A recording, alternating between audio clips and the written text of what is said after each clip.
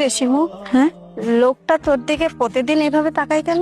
কি জানি, আমি তো ওনাকে চিনি না। আমার মনে হয় কি লোকটা তোকে কিছু বলতে চায়। আমাকে কিছু বলতে চায়? কি বলতে চায়? সেটা তো ওই লোকটাই ভালো বলতে পারবে।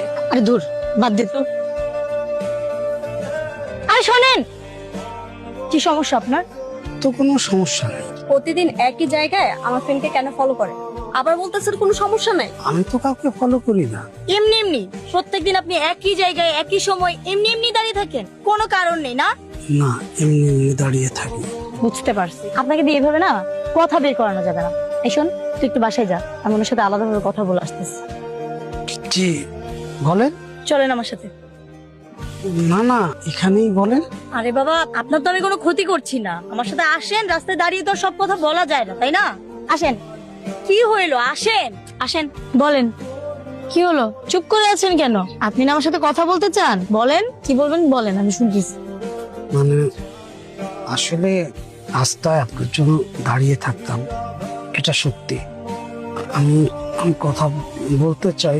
আপনি আমার পাশে বসে আছেন, কিন্তু কি বলবো, ভাষা ভাষা খুঁজে পাচ্ছি না। মানে কি আশ্চর্য, প্রত্যেকদিন আপনি রাস্তায় দাঁড়িয়ে থাকবেন অথচ আমি আপনার পাশে, এখন আমাকে বলবেন না? আমি আমি অনেক কথাই বলতে চাই, কিন্তু সাহস হচ্ছে না। কি অদ্ভুত তো, মানে গুন্ডাদের হাত থেকে আমাকে বাঁচানোর সাহস আছে, কিন্তু আমার সামনে কথা বলার আপনার সাহস নাই। মানে আপনার পুরুষ মানুষ না, বড়ই অদ্ভুত। আচ্ছা, একটা সত্যি করে কথা বলবেন আমাকে? আজকে যদি আমি আপনাকে ডাক না দিতাম, পাশে এসে বসে কথা না বলতাম, তাহলে আপনি প্রত্যেক দিনের মতোই কালকেও দাঁড়িয়ে থাকতেন আমার জন্য, তাই না? না, আবার হয়তো মানে আমার জন্য দিনের পর দিন রাস্তায় দাঁড়িয়ে থাকতে পারবেন, কথা বলার চেষ্টা করবেন, ফলো করবেন আমাকে, কিন্তু এখন আমি পাশাপাশি বসে আছি আর বলতে পারছেন না। কি অদ্ভুত। আমি আপনাকে প্রথম দেখি বাস স্ট্যান্ডে, সেই থেকে আপনাকে আমার ভালো লেগে যায়। আমি আপনাকে ফলো করা শুরু করি।